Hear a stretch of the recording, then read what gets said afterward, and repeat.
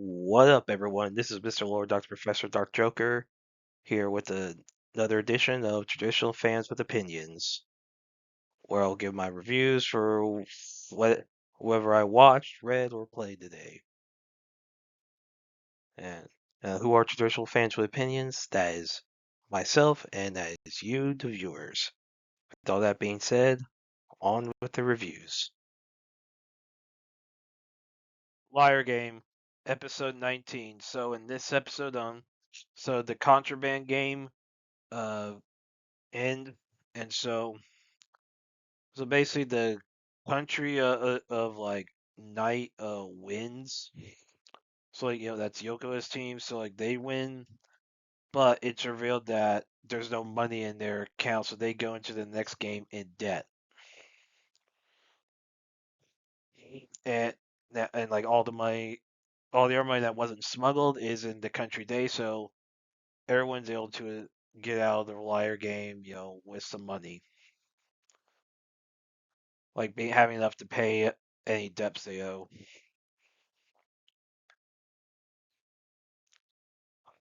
And then what happens is, so then it's revealed that Hasegawa was also chair, so the bald guy, so along with the other two, along the two that Akiyama had recruited. So they explain how they were able to work things out, duplicate a card, whatever, and then basically to really how they were able to. So Yokoa had a thing where they couldn't really, the only way the surveillance state where basically they had these recorders to record like stuff people said in order to like I guess report on each other. And so it's revealed that the three traders had used the recording devices to like communicate with each other, like as a way to pass messages. And then it's explain how they'll move all the money over. Basically, it's like how in heist movies how it's done. There's an explanation for how double cross happened, and it's revealed how what they got in exchange was enough money to get out of the game. And so basically to pay for everyone to get out of the liar game, Akiyama now are willing to go to the next losers revival round, 400 million in debt. They're willing to go into the game with that. Yeah, so I thought it was a good episode, and then and basically like so, it's focused on Akiyama like manipulating Yokoa, and thankfully now's not a major focus in this. And basically, the reason those three were able to willing to betray Country Days because they saw how now and Akiyama were willing to basically go into debt to help others. And so yeah, so I thought this was a good episode, like how they handled the twist or whatever. So yeah, I thought it was a good episode. Looking forward to the next one. House of the Dragon, season 3, episode 8, and full season. So in this episode, so Rhaenyra learns that Aegon and Sunfire are alive. So she gets more paranoid, so she has an argument with Bela over like how Bela should be used like when it comes to the war since she has her dragon moon dancer. Rhaenyra has her locked in like the the dragon keep or whatever and like detained, and she calls Bela instantly. Basically she flies like in her blood, like it's like Valarian blood, like the like Corlys. And because like Bela's pissed that Rhaenyra's not trying to save Corlys. And Rhaenyra has to be able to give Mysaria some money and stuff to send her the Pentos. Basically, Rhaenyra like fires Mysaria, probably because she like that's leading to like basically because she probably think Mysaria is like manipulating her. So basically, I guess it was like breakup sex they had or whatever. And so Helena hasn't been eating a lot, which is an issue for a pregnant lady. So Rhaenyra has her force fed. And to do with Aegon being alive, Rhaenyra goes to the High Septon to basically try to force him to anoint her as queen. And High Septon refuses, and Rhaenyra tells Alan to kill the High Septon as like a traitor, and Alan does. Now, so Alan's like, as far as we know, on Rhaenyra's side now. How much of this is just him like playing his cards right to help hit like the Valarians, because like basically he stays like the future Lord of the Tides, whether or not that means he and Adam have actually been legitimized now or not, I don't know. And but it's also part of it's all to help Corlys, because if Alan's able to prove to Rhaenyra, maybe he could convince her to help Corlys, which I think that's a possibility of what's going on here. Because like the all the Corlys's men, they do want to save, like they probably do. I'm sure they want Corlys saved, but there's only so much they can do right now. Um, like and Adam's concerned, so like there's like some tension between them. You know, at least tensions over that and over which of them's gonna end up screwing their niece Bela. Which, spoilers, in the books, it's Alan that marries her. You know, sometime after Alan becomes Lord of the Tides in the books. So, and Rhaenyra, after the High Septim's killed, she speaks to the small folk and mentions Aegon's dream. She claims she's the prince who was promised. Now she says that part, the prince was from in High Valyrian. And like some people, I guess, are like, "What?" And she mentions like the far north, like she doesn't. You mention White Walkers, so I guess she doesn't really know what the threat is. She knows that Aegon united the Seven Kingdoms to like well, eight because you have the Crownlands, and like to basically because but because Dorne is not yet part of the kingdom. That's not till sometime in between House of Dragon and Nine of Seven Kingdoms. Anyway, so Rhaenyra says, Aegon united the realm to prepare for war, a future war. That was part of his dream, which lot of that will probably be shown in the Aegon's Conquest movie. I mean, I don't know if it's like however many movies that takes. And I guess that what is said with her having the High Septon killed, and also this is probably gonna set up what's gonna happen in season 4 with the riots at King's Landing, the storming the Dragon Pit, which leads to multiple dragons dying. Like in season 4, like we're gonna see a lot of dragons die in season 4. So like you will see a lot, and probably like if they stick to 8 episodes in a season, like for next season, um, like basically episodes 3 and 5 we'll see a bunch of dragons die, and maybe episode like what and and so like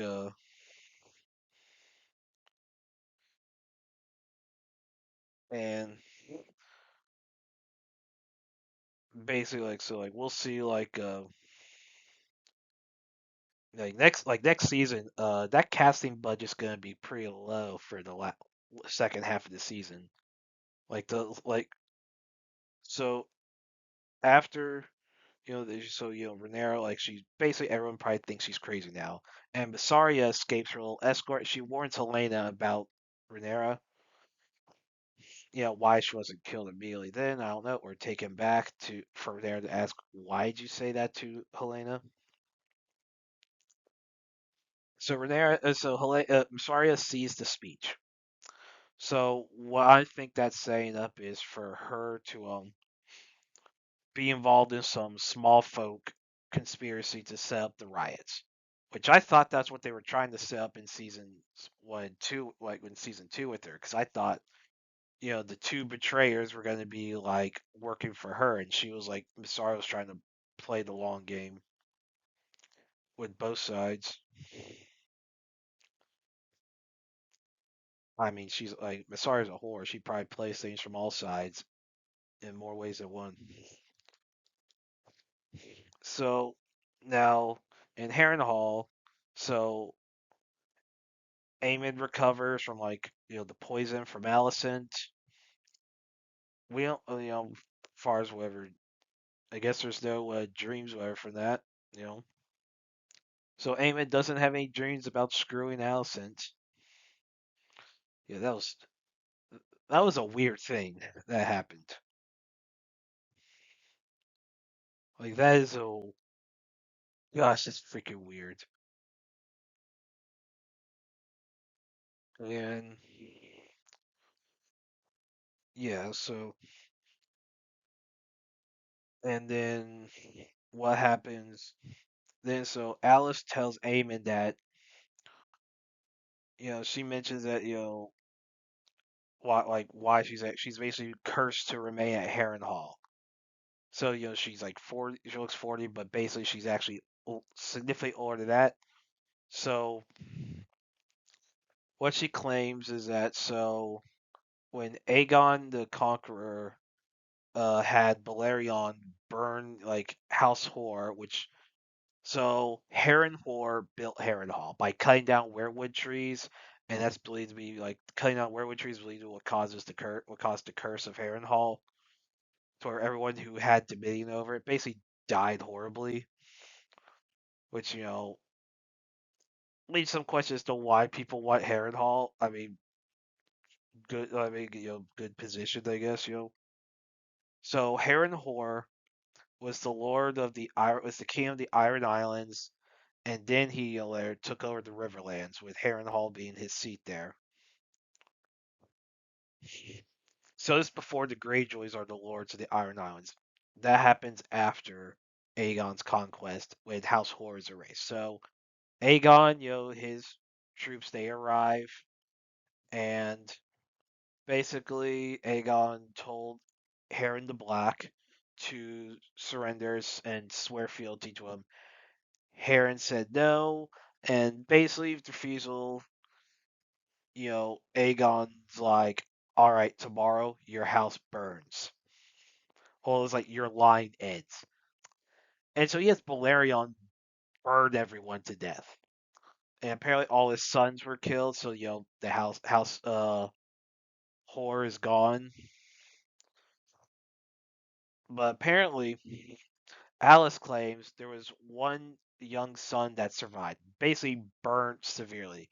And the salt wife of Harren, um, basically she claims she is the salt wife of Harren Whore, and like that was her son, and she did a bunch of dark magic connected to like the children of the forest, whatever, to try to heal um her son, but the son died, and she was cursed to not die, so she's like been cursed with some immortality and ties her to Harrenhal. So like cursed to serve like whoever ends up having dominion over Harrenhal. Now that leaves some questions as to why is she not in the main show then? Like did her curse break some point in between? Because in the books, the last you hear of Alice Rivers is that now in that whole thing, apparently that is a show original thing. That is something that Ryan Condell did. That is not to my knowledge, that is not a George R. R. Martin thing. But as far as Alice Rivers goes, what happens to her after the war is that so basically so like she calls her like the Witch Queen of Harrenhal. She takes some people prisoner, and allegedly she has a dragon in there, possibly from one of those eggs that Dreamhire laid there in Harrenhal, which those eggs were shown in the previous episode. And yeah, all that stuff with her, with her and you know, like basically like her, like so. Alzheimer's has a son that she claims to be the child she has with Aemon Targaryen. His name's not given. Basically, Alice is pregnant by the time the war ends. Well, and then yeah, so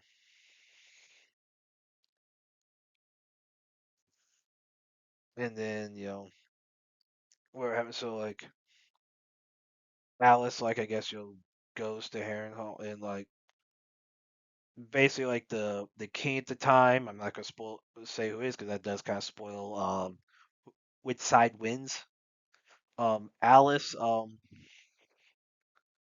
like she like is basically she has like she has her son and basically like you know the regents of the like the kings like the king his in the regions where they um they all like they're trying to figure out what to do. There's nothing they can do right now, like because they're like basically winter fever starts, and that kind of interrupts their plans. And so basically, Alistair is disappears for historical record, so we don't know what happens. Now there are things you can do with that, but that probably wouldn't be till there. Probably with the movie. So and Aegon arrives at Harrenhal to try to like kill Aemond, and basically Vagar's not around. Aemond says, Vagar is missing. And so, and Aemon apologized to Aegon, swears fealty, and Aegon, who's learned about all the stuff whatever that Ormond's doing with Daeron and Tumbleton.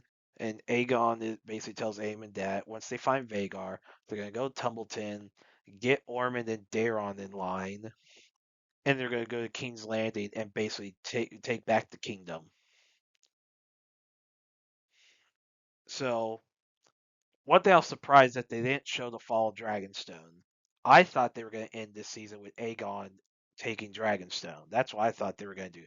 But I guess they'll start season 4 with that because I'm predicting that's going to be a very Aegon centric season, considering all the events that are supposed to be in that season.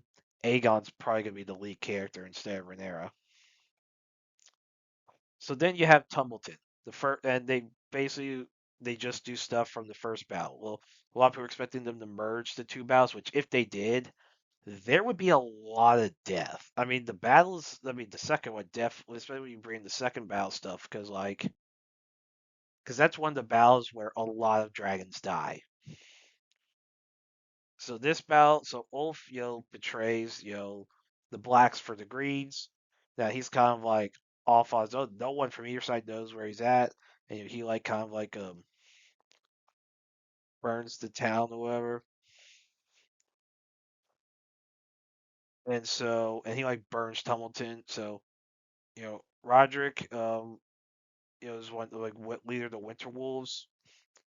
Yeah, this is like his only episode. Like Roderick does it. Like he is freaking awesome. Like, where the frick has this guy been all season? What the heck? So they're in the battle. Damon's there. Damon is not there in the books.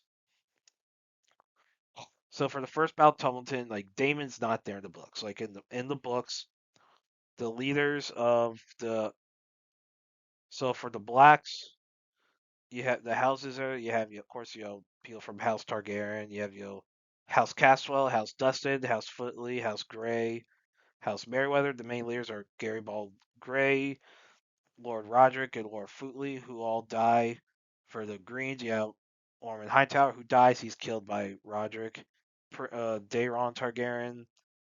Now, Ulf and Hugh are at the battle. In the books, they both betray. Now, in this episode, we don't really see anything about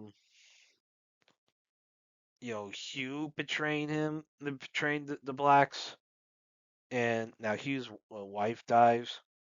As far as what happens, I mean, now, so yeah, so Ormond and Roderick they die, and but the Winterfools are able to open the gates. So So Aemon, and they get so Gawain and Daeron, they don't know what Warren's plan is, so they offer Corlys to Daemon in exchange for a peace deal and splitting the realm with Daeron being king in the Greens territory, Rhaenyra being queen in the Black territory, and basically and Corlys promotes it, say yeah he just wants peace. Daemon's like basically like screw you, and so Caraxes destroys the main gate, and so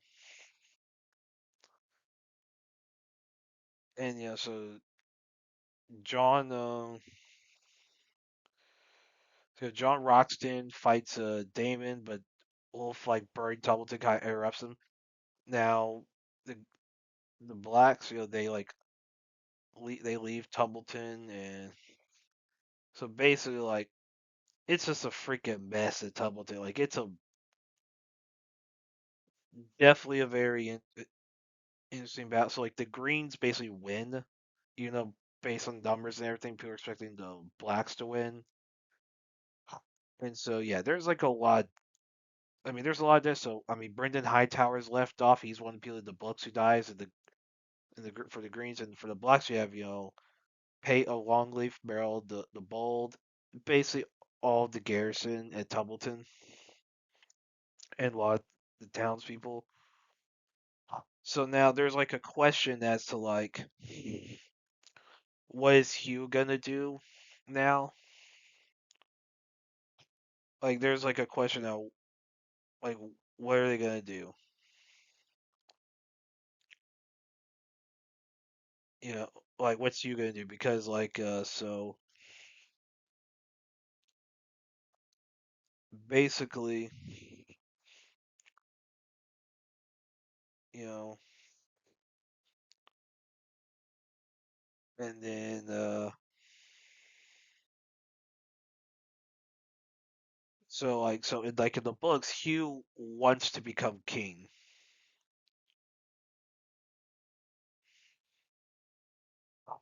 Basically, there's like a prophecy of a king arising when a hammer falls on a dragon,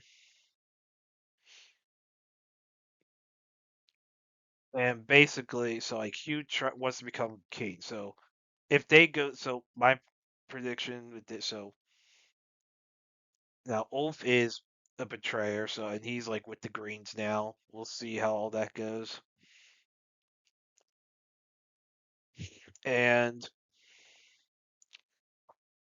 so with Hugh and the other dragon seeds. So like Hugh and Adam, they're like the two other dragon seeds. There was Nettles, but well, Nels is not on the show because Condell thought to merge her stuff with Reyna. Yeah, that didn't work well because Reyna's supposed to have mourning, not sheep stealer. So yeah,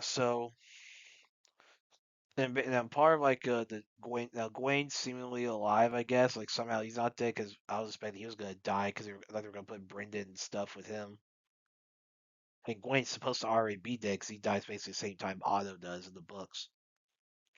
And Helena, she jumps out basically from the same spot that Tommen jumped out of and dies. So she and her unborn baby Maelor are dead. There's like butterflies around, meant to be a troll. You know, basically because butterfly effect was something that George R. R. Martin referred to in regards to the changes that they made that he was pissed about, like leaving out Maylor from the blood and cheese incident, how that affects things later on because of how Maylor dies in the books. Like he doesn't die of blood and cheese; he was actually spared. Like so, like in the books, Maylor dies during a riot at Bitterbridge, and Sir Rickard Thorne, who has appeared in the show, like he's killed, and the Maylor is ripped apart.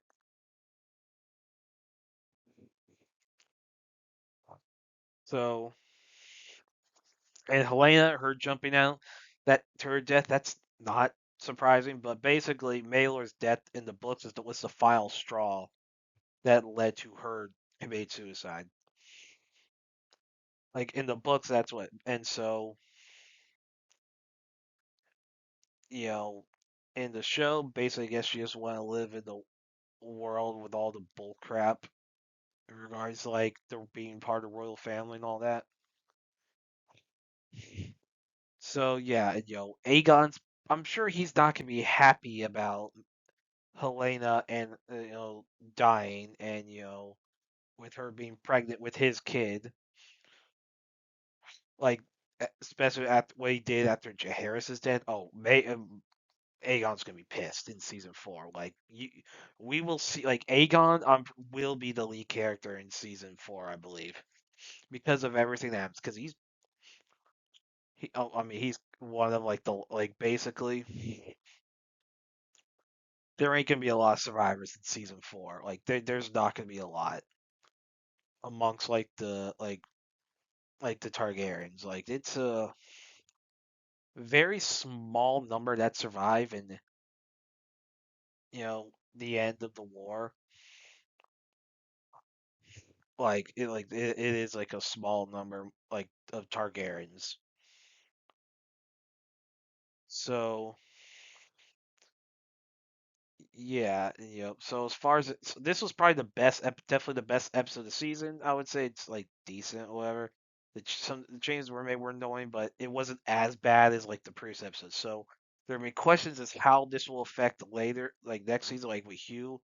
Hugh's supposed to be one of the betrayers. Like I guess, is the more relevant one than Ulf, where Hugh wants to become king, and Ulf's like his ally, whatever.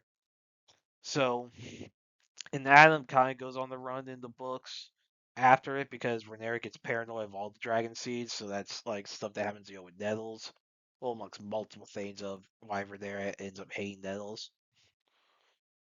So here's my prediction: how they're gonna first episode, you'll see the fall of dragons. So Aegon will take Dragonstone.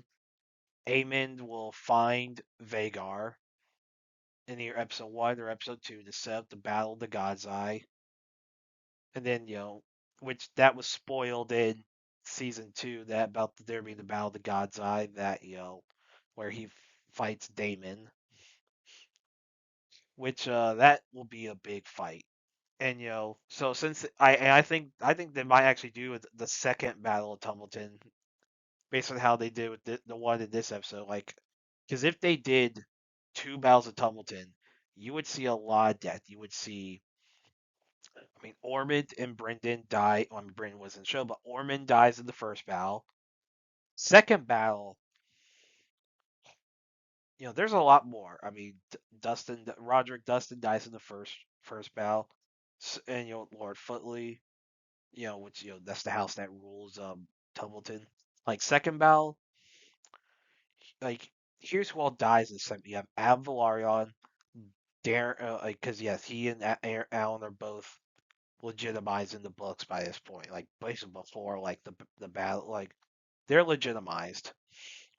In the books, the official story is that they're Laenor's illegitimate sons, where Corlys was just a rumored father, but most fans believe that Corlys was definitely the father because similar reasons to why people believe Harwin Strong was the father of Rhaenyra's first 3 sons. Let's put it that way.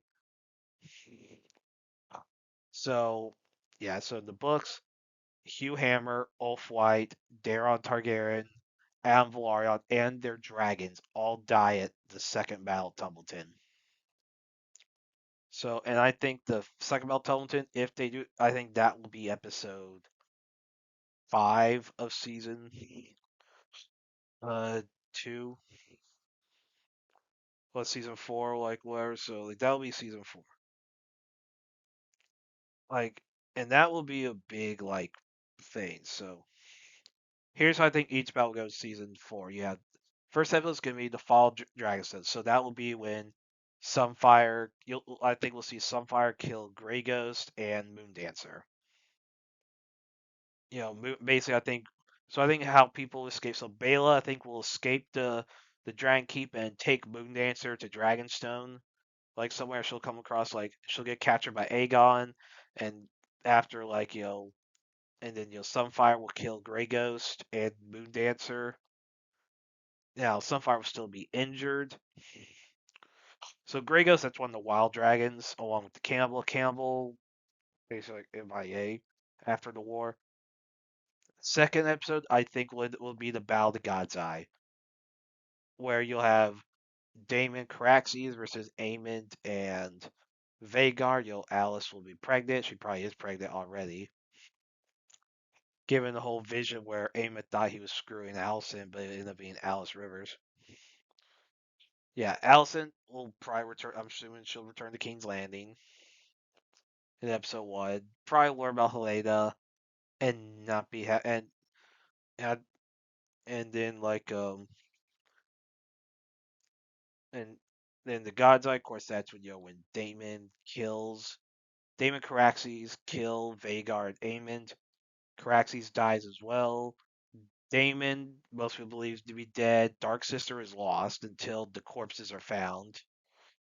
But Damon's body is never found, which is why there's some people who believe he may have survived because his body's never found.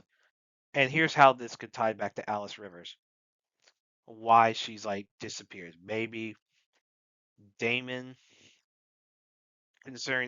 maybe considers Alice to be like he doesn't have a dragon, maybe considers Alice to be like some unfinished business, and let's say if they actually had Nettles. Let's say because Nettles like Sheep Stealer dies at some point. In the books, Nettles and Sheep Stealer when they run off, they end up hiding in the veil, which is kind of like what the whole deal with Reyna is, hiding the veil. But we know Sheep Stealer dies, so like Nettles, we don't know what happens to her. So maybe Damon and Nettles they deal with Alice and her dragon, and basically no one. Basically, it's something that like with something with Harrenhal that like leads to like whatever happens in there, like Harrenhal like either some people decide to erase it from the historical record or people just not aware what they're like, yeah, we'll know. And since so Aegon the Third is the son who becomes king at the end of the war. He is the son of Daemon and Rhaenyra. He's like, I mean, Viserys is alive, but in the books he's supposed to be in like Bravos, whatever. Or SS, like basically he's like captive, but like he returns later, years later. Which, if they're gonna be faithful to the books, what they should have done is had Viserys get captured, seemingly killed, and then Stormcloud, which is Aegon the Third's dragon, be killed at the gullet, and then have a flash forward of Viserys Second returning to Westeros to reunite Aegon the Third, and you have like a somewhat happy ending, despite all the death that happened in the war. That would have made sense, but they're not gonna do it because they even have that whole bit. Like Viserys Second is like still around. Yeah, he's Viserys Second. That's a whole. There's some stuff that happens after the war. Like he is a very like effective hand, and then he becomes king. Right, Aegon the Fifth, like so, Egg in Knights of the Kings is actually his descendant. So I think second episode we Battle Above the God's Eye. And I think we could see like whatever happens like when Adam goes to like some island like in the God's Eye, whatever, like what all happens there. That could be there. Like they could call that episode God's Eye. And episode three, I think, will be the riots at King's Landing and storming the Dragon Pit, which that's been set up. I think Massaria is going to be involved in starting the riots now. I don't know if she's going to end up being the shepherd. That might be the route they go with, or you have someone else who's like the shepherd and Massaria is around, and she ends up dying, whether she's seen as a sellout and killed for that, or like Rhaenyra has her killed, like riots at King's Landing, storming Dragon Pit. That's I think it's episode three. Episode four, I think it's going to be the flight to Dragstone, which is the thing that the main show had spoiled when they talk about Sunfire eating Rhaenyra. So like Rhaenyra, I think will die halfway through season four, and So and Aemon will die like a core way through. So this is why I think Aegon's gonna be the main character in season 4 because all the stuff like is basically like with him, like revolves around him. Like Rhaenyra only really in the first half. So I think the second Maltonton will be episode 5. That'll be when we'll see all those dragons, all the people, like a bunch of people die. And Aegon, I say he'll return.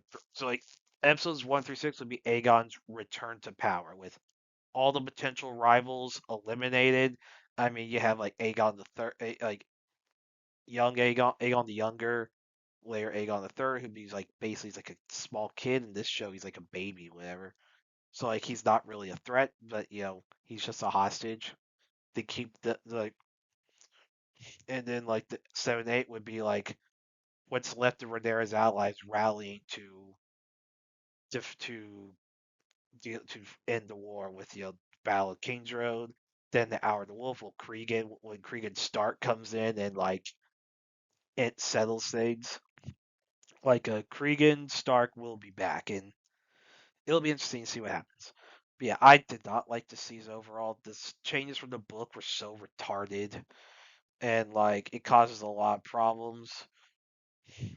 And like yeah, George was right about the butterfly effect. Now he should finish his books. If he's gonna complain about the changes, he should just finish his book and I don't know, give a better story. Like he should like how about instead of doing like the in universe history books, how about he gets some help from people, finishes Winds of Winter, Dream of Spring, the rest of Dunk and Egg, and actually do books that actually fully tell the story of the Dance of Dragons and all the lead up to it. Like fully show that like if like the Alice Rivers plot point, if that's actually his idea or if that's Ryan Cadell's idea, it is something that could work. That could be that Alice will appear in the Aegon's Conquest movie. Now we'll see how that goes, but I overall did not like this season. This was probably the one episode that's watchable of this season. The overall season was not good, but I'll watch season 4 to finish it out. The Insipid Princes, Furtive grab for the throne, episode 6. So in this episode, Arnold's sister Krista foresees a feature about the flute that the vampires Sam and Dean are using, falling out windows. So and Elna's finding makes Dean drop the flute. Finney catches it, throws it to Elna. Now Dean collapses the tower. Finney falls, but Silver's able to save her. Leonard leads the knights to fight the monsters and save Johannes. And Silver casts two barriers, one to heal the injured, and another one to chain Sam and Dean. Yeah, characters named sibling vampire, named Sam and Dean, are vampires. Yeah, I'm sure that's not a supernatural reference at all. So basically, then the chains like strip them of their magic. Sam is killed by Elna, who uses the holy sword Aurora for calling Arnold insipid. That's why she's pulling out the holy sword. And Silver kills Dean and all the monsters with ancient magics. Now Elna thanks Silver for saving Fine because Fine's special to Arnold. Now Elna doesn't know that Arnold is Silver. Now 3 days later, Johannes reveals that Carlos confessed to plotting with Sam and Dean. Basically, it was to win the he wanted to win the hunt, but Sam and Dean manipulated him. Eric, Gordon, and Xandra asked for Carlos to show mercy. Now Leonard suggests for him to be beheaded, since even though he's a prince, he still committed treason and therefore should be executed. And that even though that Johannes should be fair and punishing crime, even if it's his own son, like children that committed the crime. Now, Johannes spares Carlos, but due to Leonard being dedicated to justice and the law, he names Leonard the victor of the hunt and new ambassador extraordinary for how he rallied the knights. Leonard asks for the knights who came to like be rewarded, and Elna asks for Arnold to not be disqualified for breaking like the bracelet. Since Arnold had tried to work to save like everyone, and Johannes gives Arnold second place and names him Lieutenant Ambassador Extraordinary. Now Arnold's not happy because I guess he doesn't want to do work.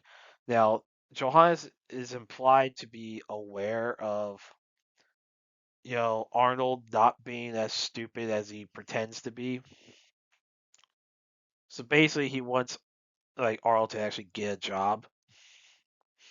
Now Arnold's like recovering from the fight, and Fine nurse like gives him some like tea, whatever that can help heal him. And Arnold asks for Fine to avoid getting in danger. And like so, Arnold falls asleep from like the tea. I guess there's like although whoever's in it is able to put him to sleep along with like healing him. And Fine, while he's asleep, while Arnold's asleep, so he likely doesn't hear it. Fine says she had been in love with Arnold since they met as kids, and she kisses his cheek. Now she blushes over that, like nervous, and she then drinks the tea that he had drank. So she calls it indirect kiss. So she's like flustered, whatever about it. Arnold seemingly not aware of it. So yeah, I thought it was a good episode, like how they like how the fights with Sam and Dean, and yeah, the banter between Silver and Elda was funny, and so yeah, so Leonard asking for one of his own brothers to be executed, one of his older brothers. So, however the secession rules work, generally it without I guess someone naming an heir, it's supposed to go to the eldest legitimate son. That is how a lot of it works. Now, if a king names an heir, it can kind of ignore that. But generally, the whoever's the oldest living legitimate son, like the closest living male like male relative is generally the heir. So, and when there are no sons around, it can get complicated. Especially if you have grandsons and siblings who can make claims. You know, as Song of Ice and Fire has proven a lot of times. So for Leonard to ask for an older brother to be executed, that is a big deal. And that probably puts a target on his back. Now he has the loyalty of a lot of knights, so that will help him some. So interesting how it's done how the rest of the season goes. But yeah, I thought it was a good episode. Looking forward to the next one. And that's it. Did y'all like the stuff I reviewed? And if you have your own opinions about all that, you can put all that in the comments. Thank you for watching, and like, subscribe, and all that. And look forward to the next video.